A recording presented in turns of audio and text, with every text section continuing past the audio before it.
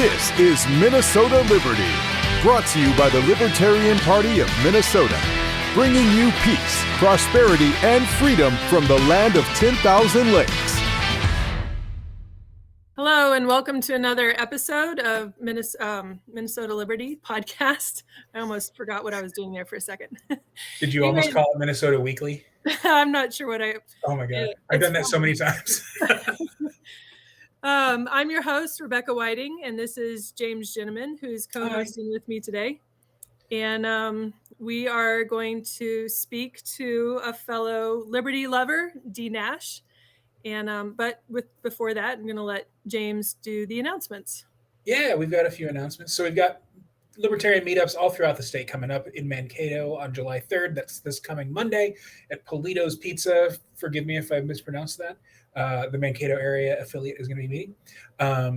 So July 11th, CD5, that's my home affiliate here in Minneapolis. We will be meeting back at the Spring Street Tavern in Northeast.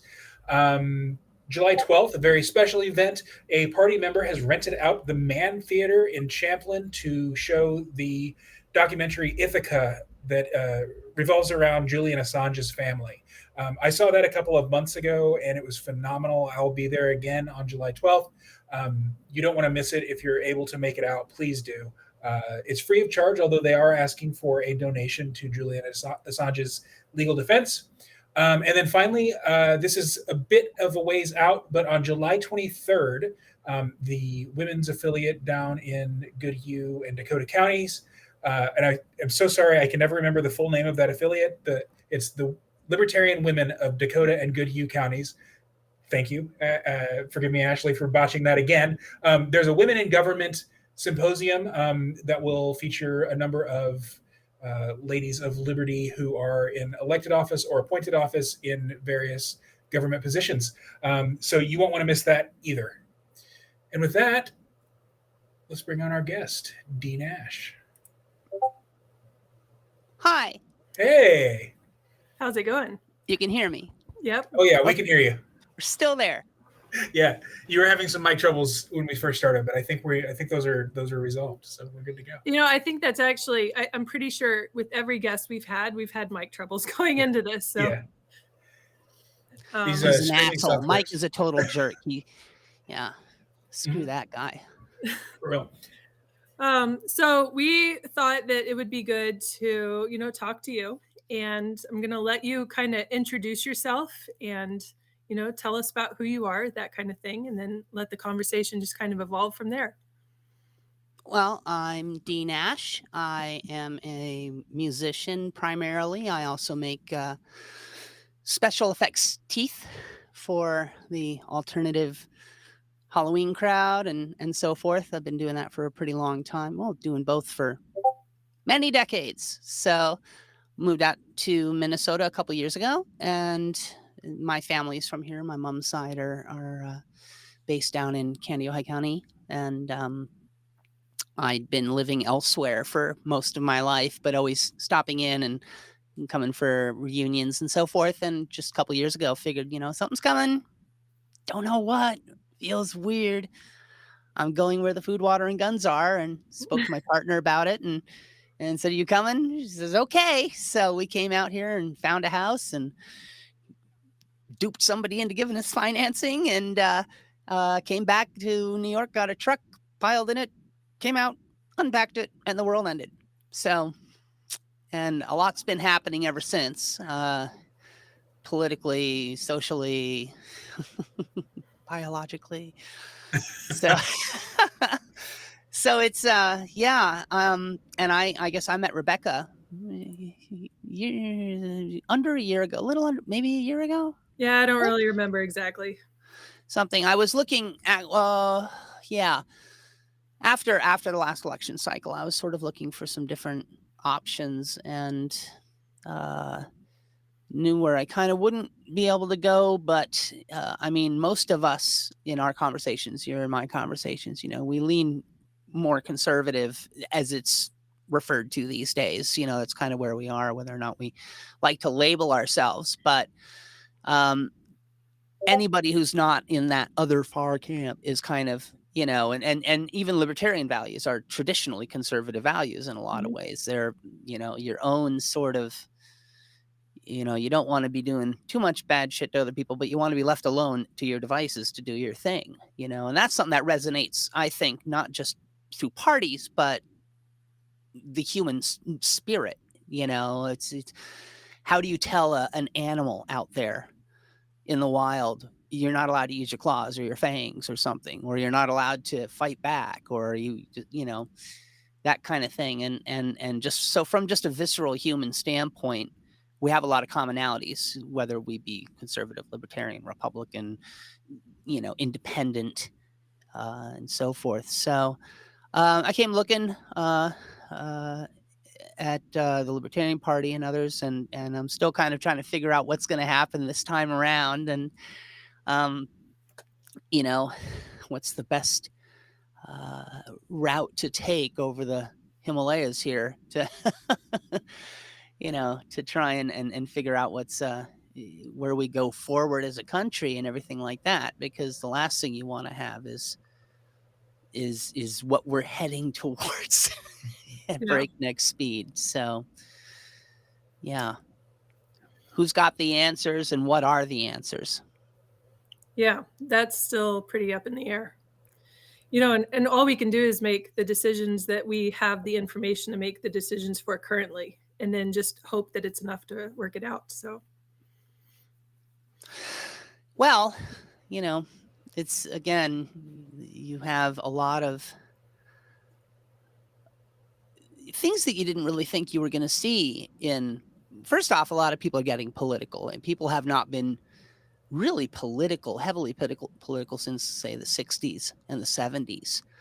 Everybody kind of went to sleep for a little bit, and they wore politics like politics became like a plastic container in the 90s and so forth. It all became sort of more televised, less about the issues, more about the personalities, you know, sort of pulling things apart. But a lot of people are starting to wake up and kind of go, well, this isn't working.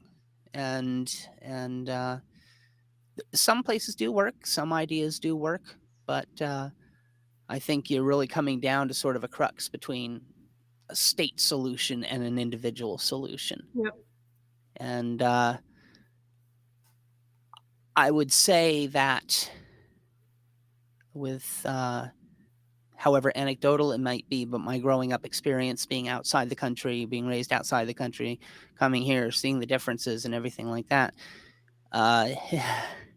you know, once this American experiment goes away, it doesn't come back for, you know, it's not going to be replicated elsewhere in the world, you know. So it's time to really start, you know, grappling the issues and finding the commonalities, because as different as the sides are, I mean, there still are many things that people agree on across the board. So you're only going to get forward if you still have room to reach out to the people on your commonalities and bring them along. You know, you don't want to be the group that says, my solution is you stop breathing. That'll fix everything, you know, because we've seen this before, you know, and you can, I'm sure all of us have experienced, you know, speaking to certain people and they just, you know what, I can't be your friend anymore. Unfriend, you know, delete, you know, or cancel or whatever like that, you know, and you have to be willing to meet somebody on the field of ideas to figure out which ones work and which ones are going to survive. Right. You know, because if the only idea is my way or I shoot you, my way or we weld you in your house, you know, things like that. And I don't mean to be hyperbolic. This happens elsewhere in the world and has to some degree happened here. So, you know, we don't want to go back that direction. Yeah. I mean, we've lived through the years of, actually, this is going on YouTube. So should I say the C word? With the censoring. It happened. It won an Emmy. We all know what we're talking about. But the few years that we went through with the you know, the pandemic stuff and all of that, and then the government response, and then I think the willingness. Did that just go through your ears? Yeah, a little bit. Yeah. Fine. A little bit. It came through. I don't know what that is. I think I'm positive it's on my end because it happened before I signed on. Sorry. No, it's fine. But, you know, and I can't remember where I was going with that. It's fine. Through the pandemic years, you were Oh, saying. yeah. And then, you know, the government's willingness to control the people, but also the people's willingness to be controlled. That's almost more concerning because we already know that the government exists to control the people. It's But by definition, it has to keep order and Right. some semblance of, yeah. But it can only have as much power as we allow it. And people were just very willing to just give everything up for the sake of a little bit of security against a virus. Well, at the end of the day, we're all responsible for our own health. And you can't expect people to just drop their lives. I mean, a lot of people did. It was devastating financially for me because I didn't go on any state. I didn't go out for anything. I just ate my savings. For once, I'm like, I got savings, and we're going to do this, and then we got to stay indoors and do nothing except, and $2,000 didn't cut it, guys. Not for nothing. What was it, 3,000 at the end of the day or something like that, or 20, whatever it was that we all got by default. The worst part about it, though, really, when you think about it, is you're essential, you are not essential. You're essential, you're not essential. Mm-hmm. And again, look at the people who are pushing this stuff. These are people who walk around every day and just offhandedly, there's too many people. There's just too many people. Oh, we get that as a mom to a large family.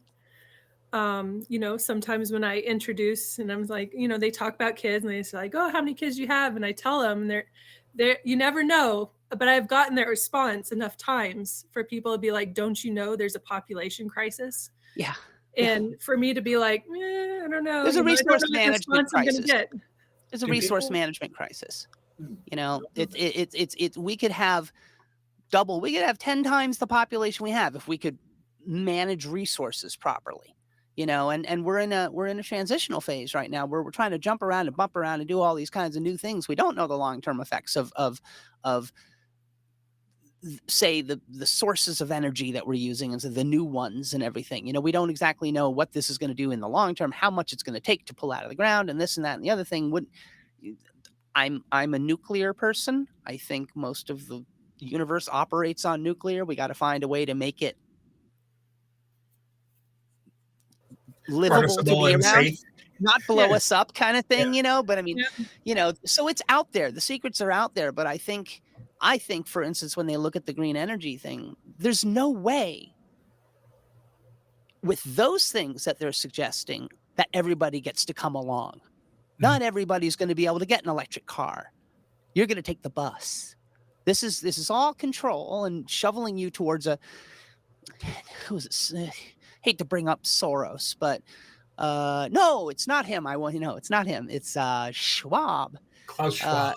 And the guy who goes out and does the lecture stuff. I can't remember his name, Yarum something, or I have no idea.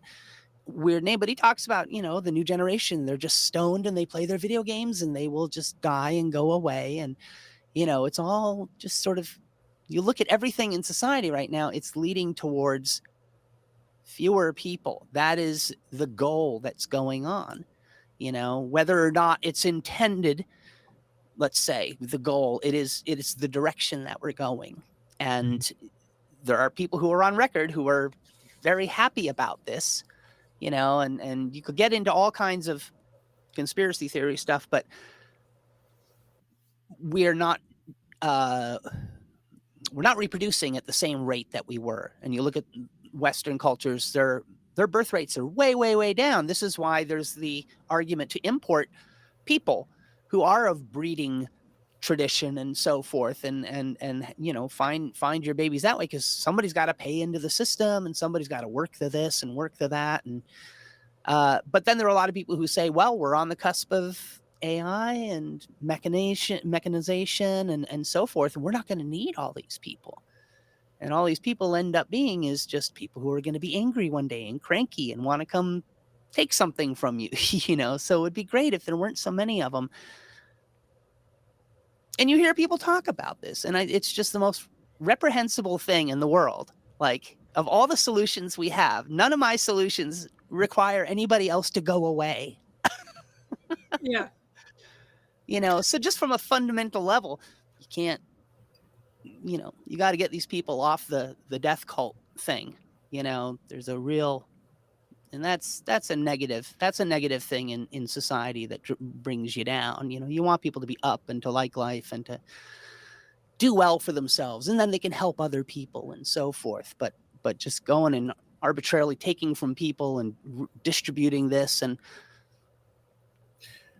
and then having your tell you that you can't do anything if you don't have S16s. It's that's the dumbest shit you could ever say as a freaking politician, especially the leader of a country, one that's lost to several different countries who didn't have F-16s.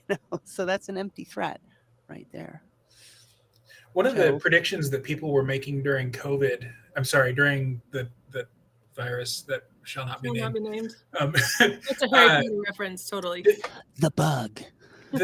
So they were saying, a lot of people were saying, look, this is just a training exercise for the environmental lockdowns that are coming.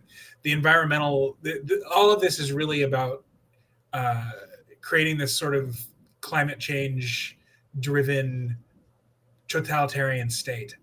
And now here in Minnesota, especially, and I'm guessing probably in your old neck of the woods, dnash, we're seeing all of this air quality stuff. And, if you can stay home, do stay home. And like my across the street neighbor was outside doing yard work in an N95 mask.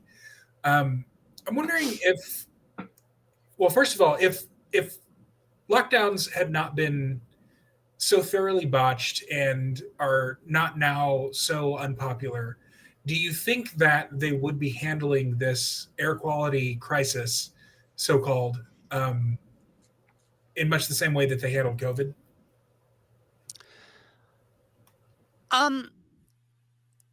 Well, I don't know how you could possibly say COVID was botched. I think it accomplished a lot of what it set out to do.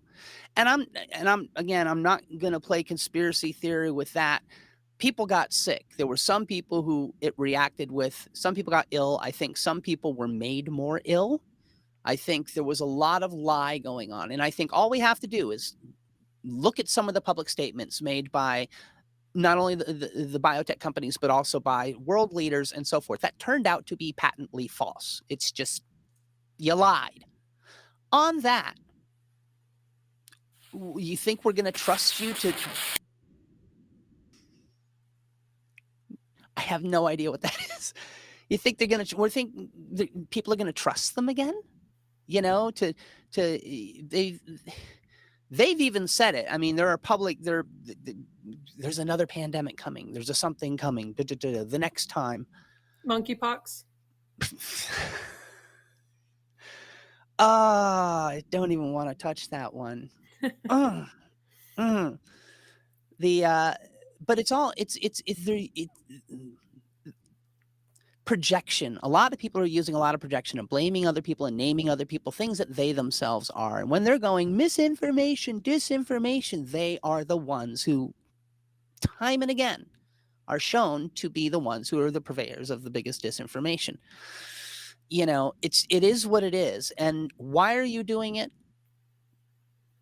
I still say, I think they want a lot of people gone. Because everything points towards it. Everything is just pointing towards it.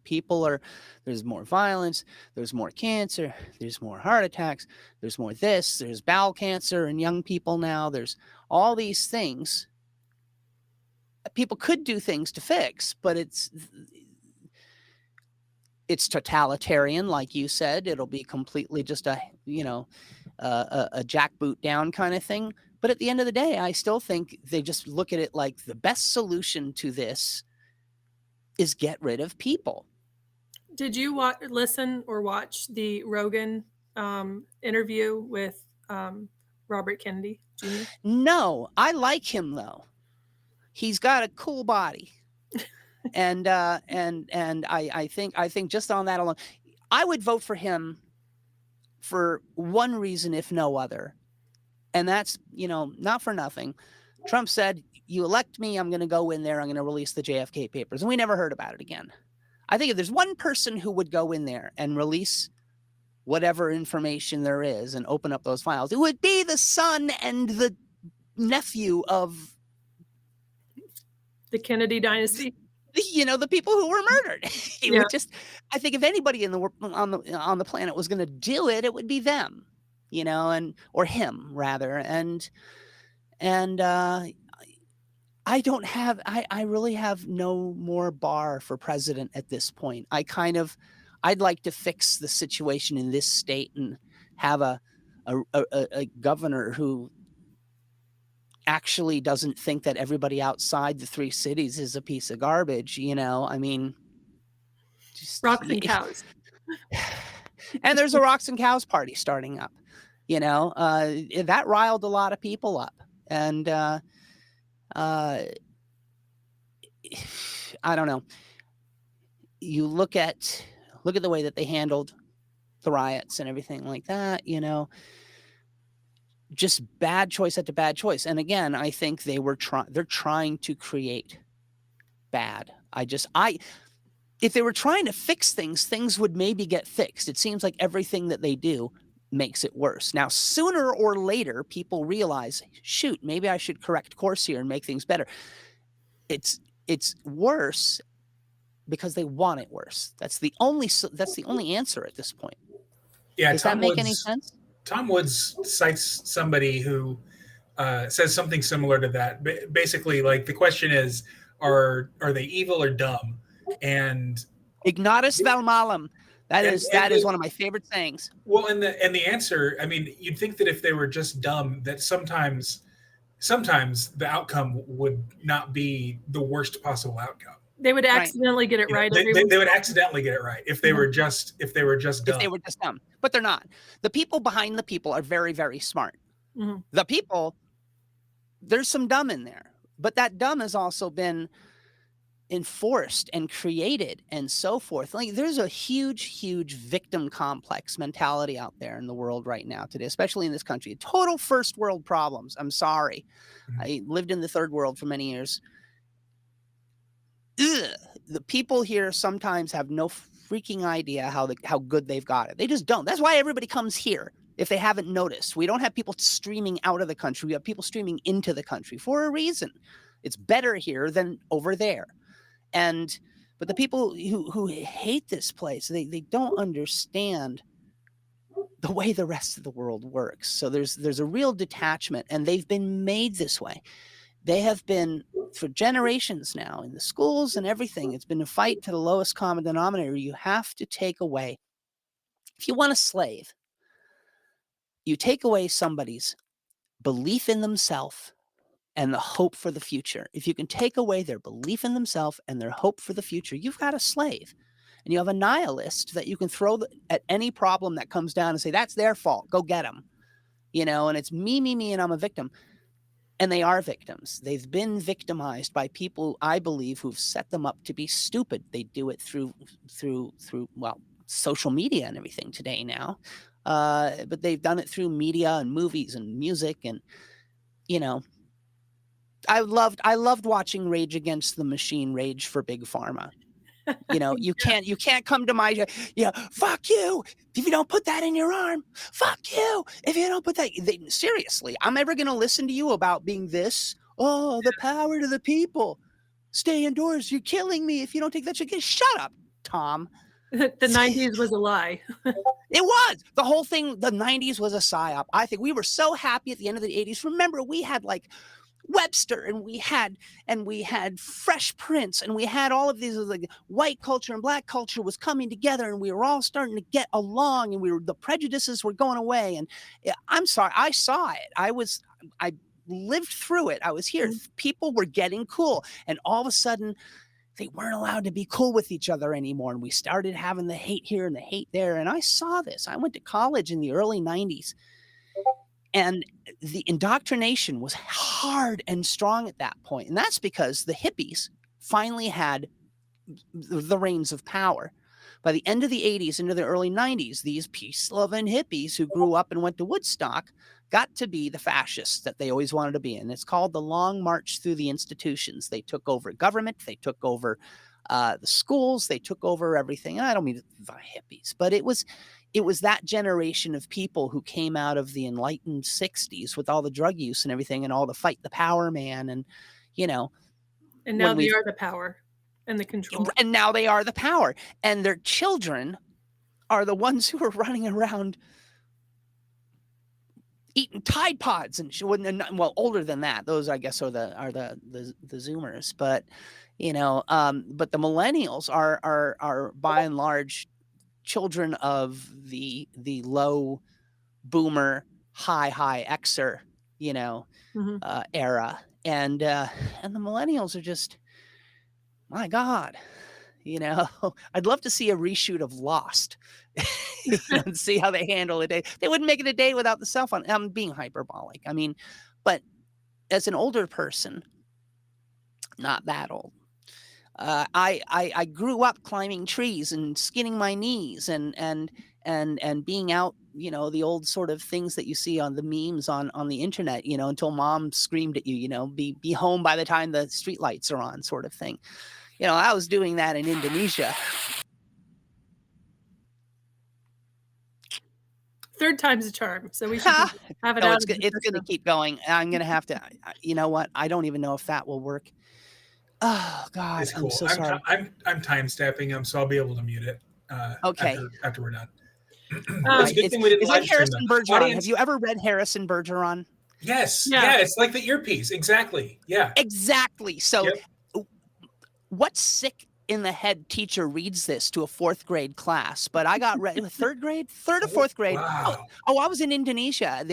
I moved back to the U.S. in '83. I was 4 years ahead in one of the best public school systems in the country. I was 4 years ahead. That meant I got so angry. I started bringing in pre-graded work from this workbook. I had the same workbook I had in the second grade. Jeez. So I started bringing in stuff dated, you know, A+ 1979, you know. Teacher got really upset and I got put into special ed because they just needed to separate me from the kids because I'm going, hey. But we read this story, Harrison Bergeron. If anybody has not heard of it, Kurt Vonnegut was a brilliant writer from the last century, and he had a series of essays from the mid 1950s and 1960s that he put together in a book called Welcome to the Monkey House. And if you like Black Mirror, read that. And it's this collection of short stories, and one of them is called Harrison Bergeron. And boy, does it really, it's today, it's prescient. But that's what the sound is like. Yeah. So audience, hopefully you're not hearing it, but dnash's microphone keeps making a terrible sound. No, it's something in my console. Oh, I don't know what it is. You very masterfully brought it around to Harrison Bergeron. I just put a Twitter poll up to see how many people had read that in high school, and I think the majority of people who were in high school pre 9/11 read it, but the majority after 9/11 did not. I graduated in 2001, and we read it my sophomore year, I think. Yeah, that would have been American literature. So it was either sophomore or senior year. And I try to reread it, like, you know, at least once a year or so. It's great. I send the link to the PDF all the time to everybody. Just read this. Like that and Animal Farm are the two things I say everybody must read. I make my kids read that for homeschool. That's one of the benefit of homeschool, right? Like I get to make my required. You get to make it like old school, yeah, which was school. Yeah, yeah. So I wanted to especially have you on and James on at the same time because both of you belong to a similar demographic. And so I would like to speak on that. Although honestly, I'm not entirely sure how to approach it. I've been trying to figure this out in my mind. Because you guys have different perspectives about things, and it is Pride Month, right? So, and I would kind of like you guys to have that conversation together on, your perspectives, American culture versus Pride and LBGQT, or those kinds of things. your experiences, your philosophy within that, and then how that relates to you, and how you just live your life and that kind. So I'll let James I lead guess, with that because I've done all the talking. yeah. So I'm just that's where I was kind of hoping that this would go at some point. So there you go, and now you got to figure out what to do with it. Sure. Yeah. Well, so my, I guess, like, evolution has it's been pretty broad. I came out of the closet in 2001, like right after I graduated from high school, and I mean, back then, I guess I was just sort of like your standard issue, gay, left wing, like, yeah, I'm gay, therefore I must also be progressive kind of attitude. And I was a big fan of Michael Moore, and I was a big fan of Howard Dean because he was the anti-war Democrat, and I still had delusions that the Democrats could possibly be anti-war. And I don't know, eventually, I guess it's not even eventually. I mean, I guess it's not recent anymore, but like as recently as 2012, I was still, I think by then I was libertarian. I was even a party member, but I was still pretty like woke, I guess. Like, I was just absolutely celebratory that the ballot initiative to ban gay marriage didn't pass in 2012. I also thought that voter ID was racist. Like, I just basically bought all of the narratives that are fed by the. I know. Because black people can't get a driver's license. It's that's the racist stance. So just in the last few years, I guess I've really become a lot more like, I don't know, Hoppian is probably the right word, although I'm hesitant to call myself a Hoppian because there are certain libertarians who think that Hoppe is, basically Hitler. But I mean, I don't think that a community should.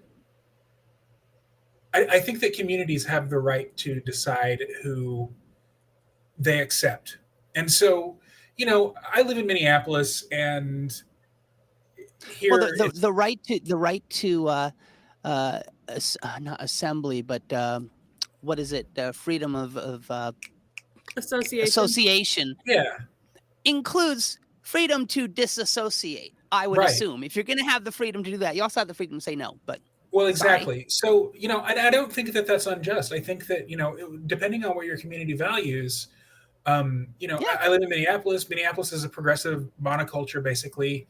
And so, I mean, basically here, if you're a straight white man, you're the one who's looked down upon. I don't particularly like that, especially because, I kind of look and act like a straight white man, even though I live with a dude and, and enjoy the company of men.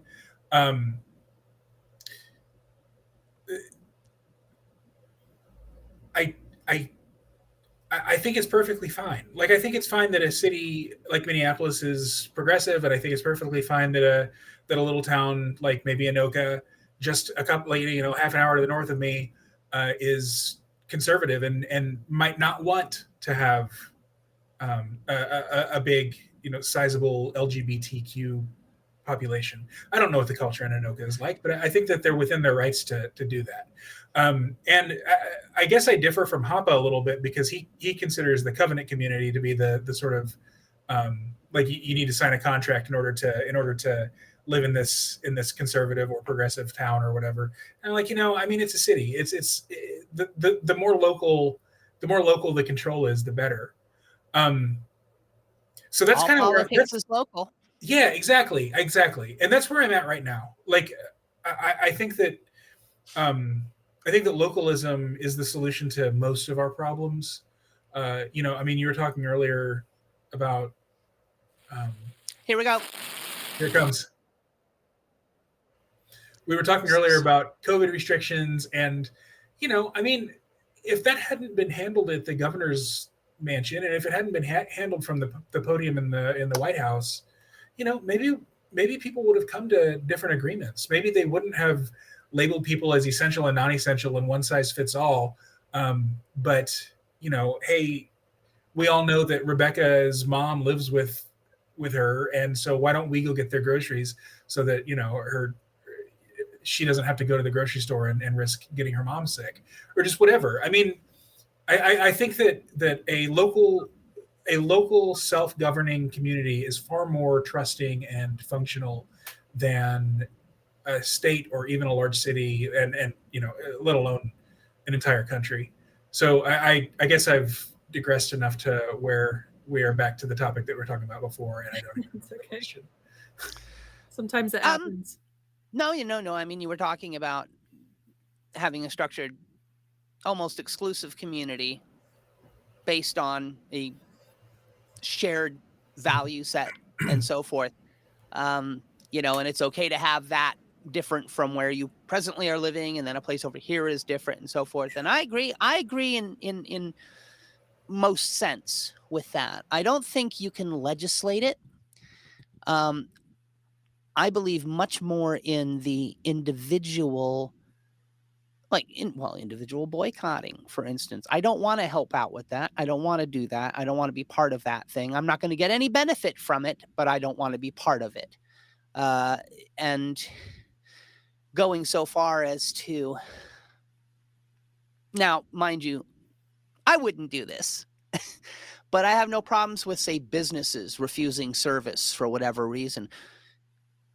An idiot business is going to refuse enough service to put itself out of business, generally speaking. You want to be, but to serve people, but you also want to respect your customer, and I think we see a lot of people out there who are pushing things, this and that and the other thing. And the only option you really have with it is don't contribute to it. It's the only thing you can really do. Now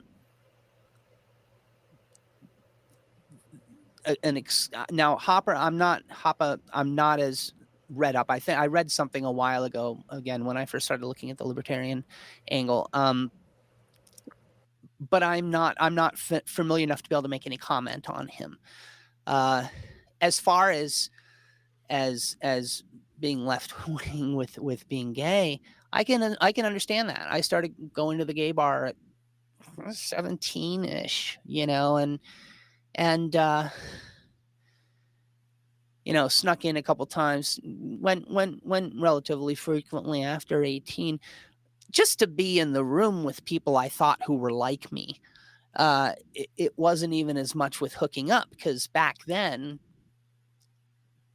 trans people have never really been the favorite people in the gay scene. It's a different, and some of the things that gay men have leveled it, and lesbians level at trans people is, gay men have told me I'm the ultimate homophobe because I can't accept my own homosexuality, so I have to do all these crazy things to make it acceptable for me to be with a guy. So I have to, which has a valid. I can understand why somebody might think that or say that or something. Why can't you just be gay? But it was, but trans is different. Trans is not even a sexuality thing. I don't even think trans belongs in this. The LBG, these are delineations of sexual expression or feeling or whatever it is. Etc. Attraction, right. Yeah. So, and I believe that attraction is an innate thing in many, many cases. Yes, people can have traumas happen that they develop things different from what they might normally as far as behaviors. And sometimes that includes sexual things. But generally speaking, I think if you're attracted to guys and you're a guy, pretty much born that way, a lot of them, lesbians and the same thing. So I look at it as an immutable characteristic. And my issue with pride is that if you're proud of an immutable characteristic, you're a bigot. Pride is something that you yourself, what have you done? What meritorious achievement have you participated in or something? And what, when you were tested, and what your medal was and what resulted from that. Just saying gay pride or trans pride How is that different from white pride? You don't get to pick being gay. You don't get to pick being trans. You might pick how you choose to live as, in that. But I'm just not I'm not a fan of the whole pride thing. And I think, again, going back to my premise of wanting to eliminate people, you know, none of these people out there doing the shit they're doing and showing their tits at the White House and the grooming stuff. And I'm sorry, I'll say it. And if social media doesn't like it, listen to the Central Park marchers, okay? And tell me that's not what it is. You've got people who are using a community and dragging it through the mud when a lot of people in this community do not agree with the more recent sort of exposure that it's had. Like you said, you're straight at or straight passing whatever it is. An old gay friend of mine once said, "You are, you're born gay. You're not born nonce or Nancy." It's like you are who you are.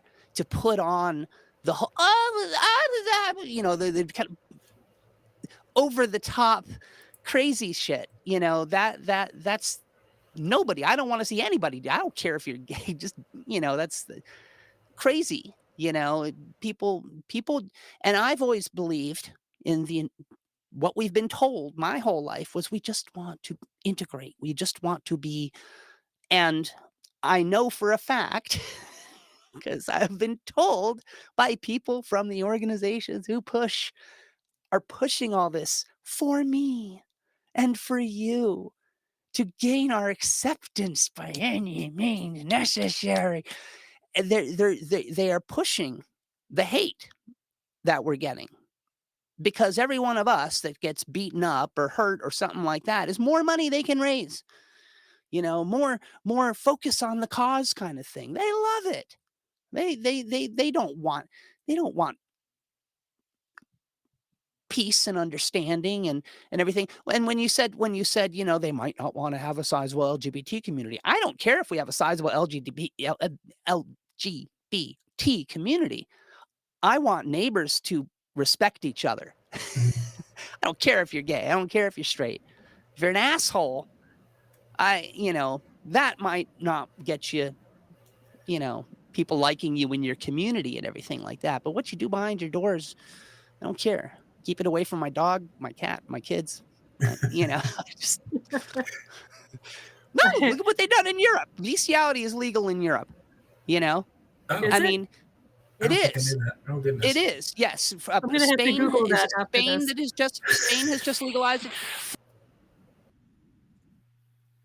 Harrison. I mean, they were lockdowns. They were finding these animals that were coming into vets that had been this was happening over there in Europe, and now they've legalized it in a number of countries. It's the most or decriminalized it, whatever it is. And I'm not associating that with homosexual, but I'm associating it with these giant umbrellas that are happening now to sort of pull in as many people as possible under this umbrella, us against you. And when I look at the pride flag, what the pride flag means to me is everybody except you, not you. Me, not you. It's not a binding thing. And it goes back to the notion that the pride of an immutable characteristic, if you're proud of being gay, you're proud of being white, you're proud of being tall, you did nothing to get it. It's what you do with it. Does that make any sense? Yeah. I think I might differ with you a little bit. So I used to have that same sort of individualist, like I didn't accomplish anything, why should I have pride in it, sort of attitude. And then I realized that I have a tremendous amount of Texan pride. Like I was born and raised in Texas, And now I live in Minnesota. I've been here for 13 and a half years. And I have a lot of patriotism for Texas. And to me, and I mean, patriotism also for the United States. Like I don't have a lot of patriotism. I don't stand for the pledge or the national anthem or anything like that. But like I do say the Texas pledge, which most people don't know that Texas has a pledge, but it does. And I'll say it, and like I'll mean it. And if Texas ever happened and Texas seceded from the Union, I would move home in a heartbeat. So to me, so that's not differing from me, because I would have made the exact same point. I'm an American. I'm proud of being an American because that's a choice. You might have been born in Texas, but you choose to be a Texan. And that distinguishes the difference between an immutable characteristic and not. You can be born Texan and go, fuck Texas, I hate it, and I don't want to be a Texan anymore, and you're not a Texan. But you're still gay. I could also stay closeted, though. You could, but that's how you choose to deal with whatever it is. Are you talking about, just for clarification, are you talking about like the difference between basically genetics and environment? Like how immutable would be genetics? Is that where? Okay. Well, in essence, I mean, I think children become aware of their sexuality at a pretty young age. They might not be active in things, but I think they have questions. I think they recognize differences and so forth. So, and I don't think I think it's totally logical, just from what my experience with people has been, that you're pretty much born with this. Well, yeah, that's what I mean. So like, so you can't, I couldn't biologically go, here's the gay gene, right? But I think if you have a preference to homosexuality or lesbianism, I think that's there innately. Yes. So if that's, just part of like who you are and who you were, born with, but versus like being a Texan, that was your environment and how you grew up, and is not necessarily like, it has more to do with your outside influence. And I guess that's kind of the point I'm trying to make.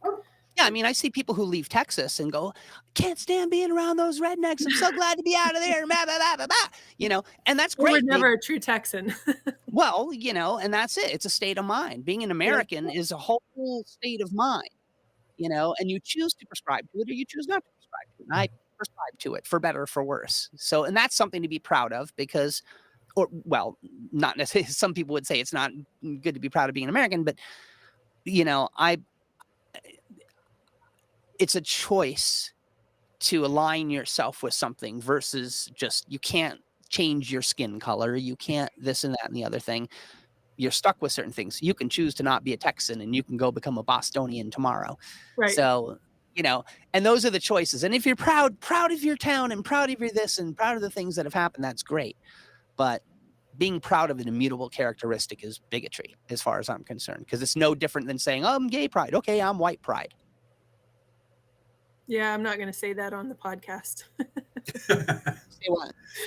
Say gay white pride. I was just thinking when he said he was proud of being a Texan, like just because I'm from the South. So, right. There's certain groups of people where I would never be like, well, I'm Southern pride, like that. Just saying those two words together in some people's mind makes you an automatic racist. Well, and then you know what you say? The answer, all you have to give to anybody, whoever accuses you, like I said before, projection. These are projections. When somebody calls you these things, they're projecting themselves. They're not happy people. Yeah, but they're also blind to their projection. So, sometimes I think a lot of them are very aware of what they're doing.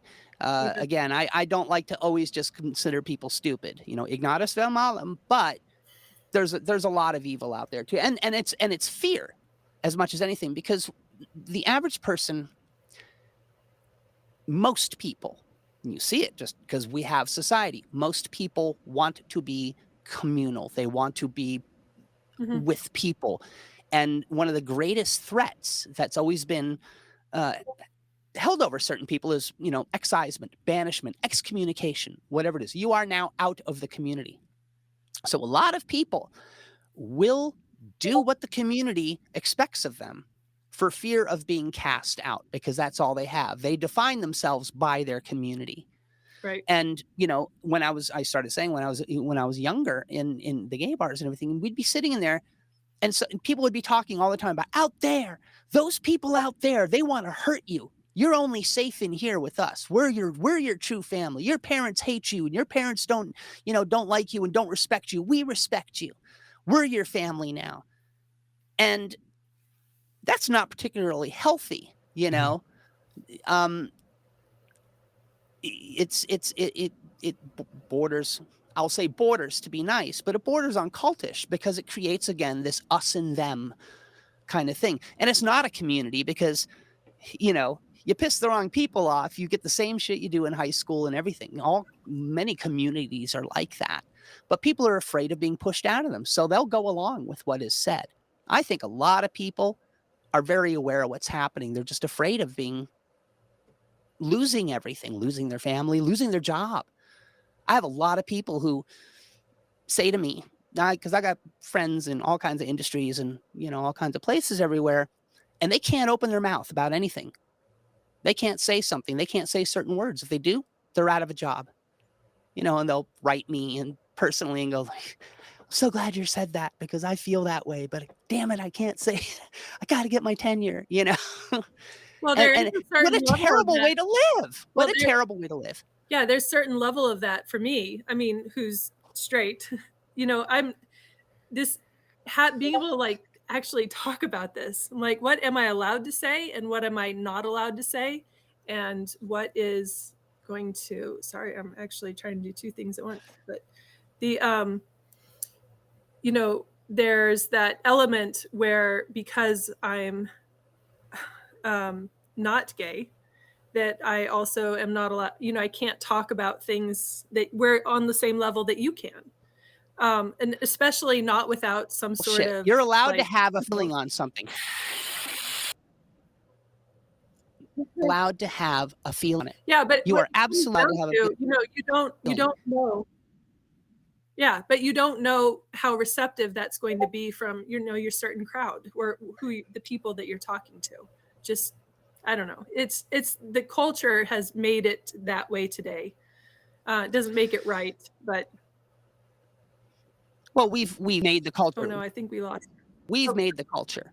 And frankly, I think because we didn't push back, we didn't speak up when we should have spoken up. A lot of people, again, it's the go along to get along thing. You don't want to start a fight with somebody. You know what? It's not that big a deal. I'll back off. It's okay. And next thing you know, it's give an inch, take a mile kind of thing. The next time, it's called the paradigm. And if you create the paradigm where you're always going to, whenever it comes time to compromise on something, you're always the one making the compromise. That's the paradigm. And you're going to get backed into a corner at some point. Sooner or later, you have to go, you know what? Let's just have a very basic understanding, a basic framework that we're working in here. Under 18, leave them home.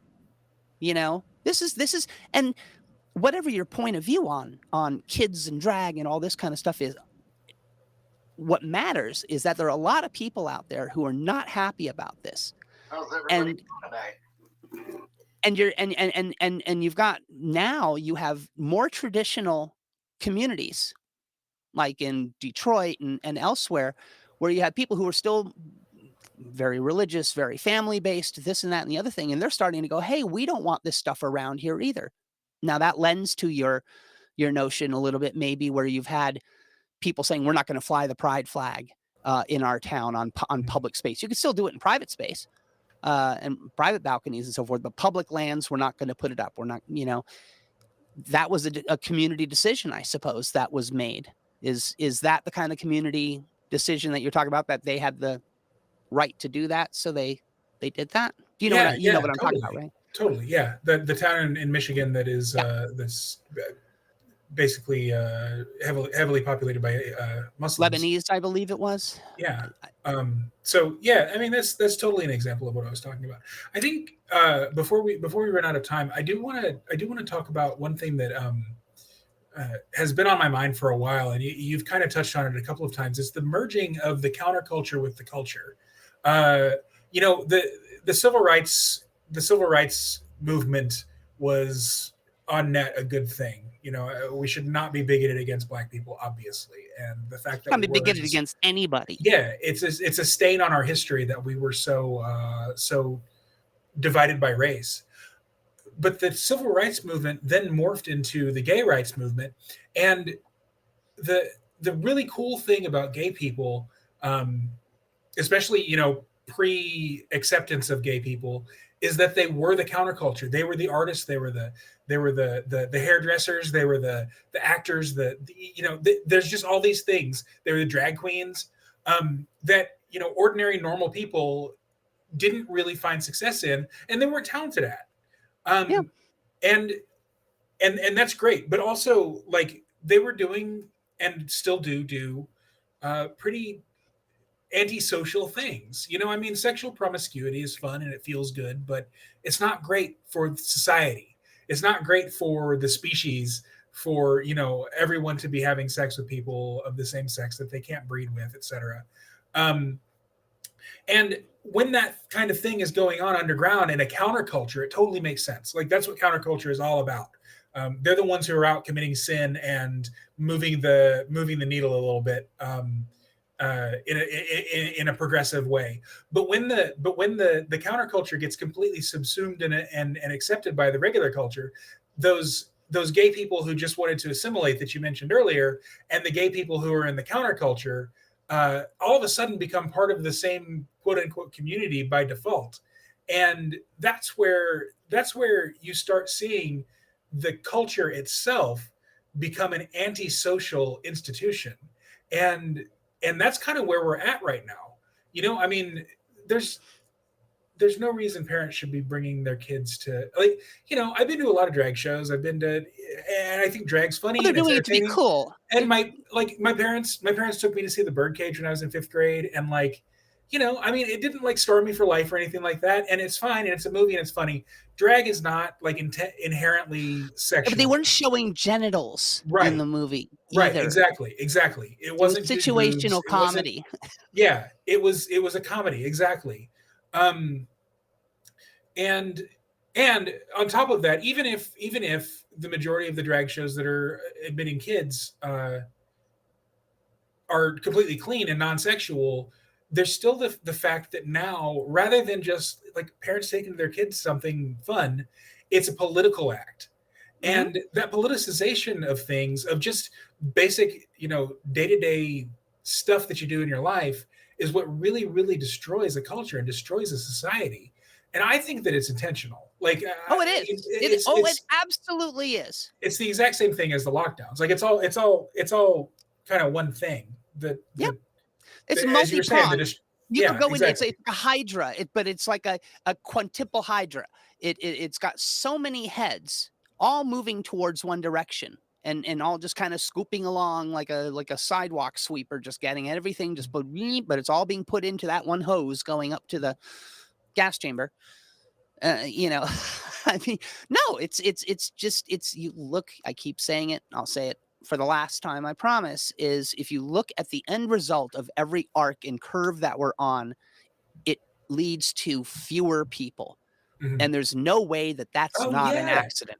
I just no way mentioned that, didn't I? Yeah, no. But I didn't realize it. Oh my God. People are, no. But I've been saying this forever. Depopulation is the plan, and people are starting to kind of go, oh, well, maybe, and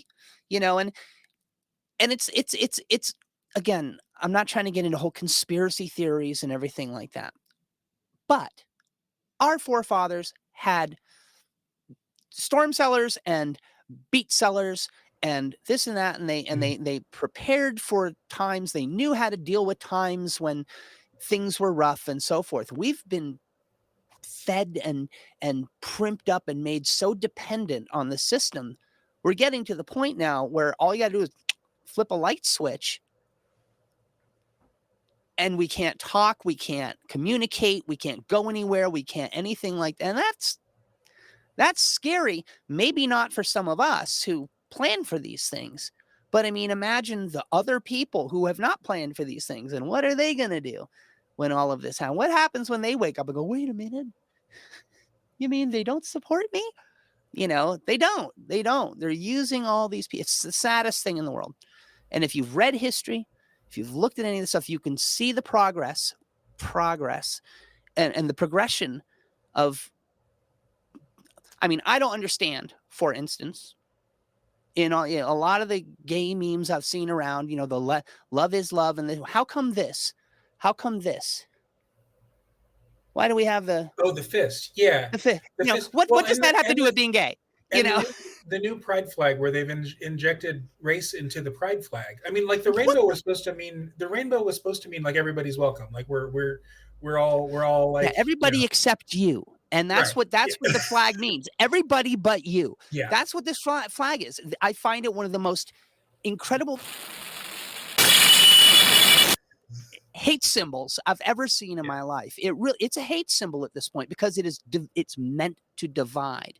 Right. And then people say, oh, well, I don't relate to the American flag because of its terrible history.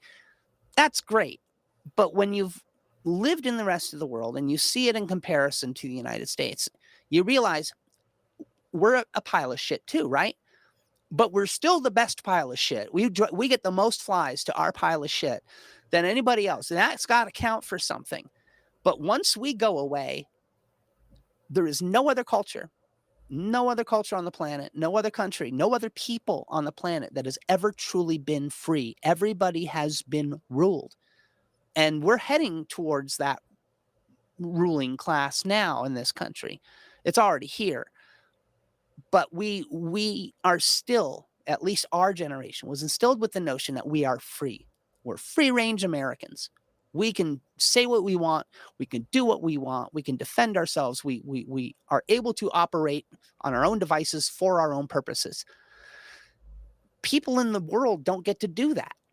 At the end of the day, there's always somebody breathing down their neck, a bureaucracy or a government or something, or their neighbors, whatever it is. We can be what we want to be in this country. And I want to see that stick around for a while. I don't want to tear that down. And unfortunately, people doing this, they want to tear it down. Back in New York, I went to the LGBT center and listened to people talk, and you'd go to these trans exclusive events and so forth. And I heard hate, I heard violent rhetoric, and I heard a commitment to destruction and destroying the country. I asked, after being told for about 90-minute talk one time, where they literally spoke about harming people. I don't want to get anything kicked off here, but harming people and taking their children and raising them in a certain way for our future safety. And I raise my hand at the end of this and I go, how does this help us to integrate? Because I'm integrated. I got a great life. I don't hang out anywhere. I have my job. Everybody's cool with me. Never had a problem. How does this help us to integrate? And the answer I got from the speaker from the largest LGBT advocacy group on the planet looks me in the face, and the room explodes cheering. Says, we don't want to integrate. We want to burn it down and start over. I don't know what this has to do with LGBT, but that's not, And now, a couple of years later, we look at what's going on in society. We look at how this stuff is being thrust out there. And especially somebody like me, trans person, I acknowledge biology. I get biology. I get science. I trust the science. I am not a natural woman. I will never be a natural woman. I'll never get all the way there. I'm something else, whatever that is, but I accept it. And I'm not going to try and there are some women's spaces that I occupy for either safety or for convenience. But there's some women's spaces I would never think of occupying. It would never occur to me to do that. That's just an asshole. Not for nothing, but I mean, and all these people who go and commit these acts that make us look like idiots, that doesn't help me at all. That makes people angry at me, and they come to me like I'm the answer grape and go, how come? What's going on with this? And I'm going, I know, I don't like it either. But, and so we're individuals. I don't like the whole community cult. We're part of this thing. No, one of us. No, that's scary stuff. And I would think as libertarians too, you want to be able to be unique, special individual. This is how I feel and so forth. And, right? Yeah, I think so. Okay, so we do have to cut it around now, but I would like to end on a happy note, or at least an optimistic one. Why don't you give us your biggest white pill?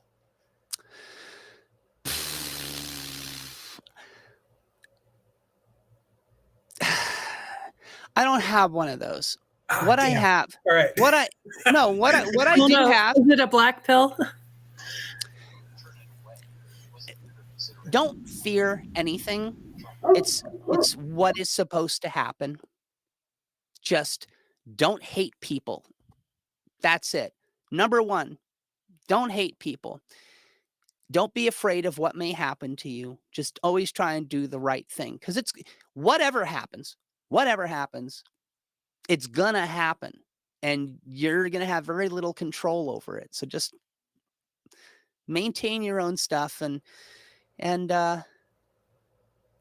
be honest, keep your eyes open, everything. I can't name a pill of any kind. I think as humans, we're going to get beyond this.